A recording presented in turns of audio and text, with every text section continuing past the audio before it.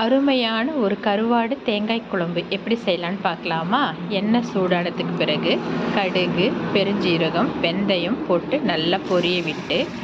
சின்ன வெங்காயம், பச்சை மிளகாய், மல்லி இலை, கருவேப்பிலை இதெல்லாம் சேர்த்து நல்லா வதக்கி எடுத்ததுக்கப்புறமா பெருசாக கட் பண்ணி வச்சுருக்க தக்காளி, பெரிய சைஸ் தக்காளி ஆட் பண்ணி நல்லா வறுத்து எடுத்ததுக்கு பிறகு அதில் நம்ம கொஞ்சம் குழம்பு மிளகாய்த்தூள், மஞ்சள் தூள், உப்பு, மல்லித்தூள் இதெல்லாமே சேர்த்து பச்சை மணம் போகிற வரைக்கும்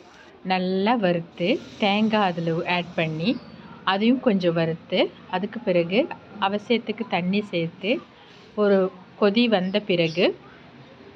நல்லா கழுகி க்ளீன் பண்ணி வச்சுருக்க கருவாடு சேர்த்து ஒரு 5 நிமிஷம் கருவாடு வேக விட்டு எடுத்தோன்னா ஒரு டேஸ்டியான கருவாடு தேங்காய் குழம்பு ரெடி.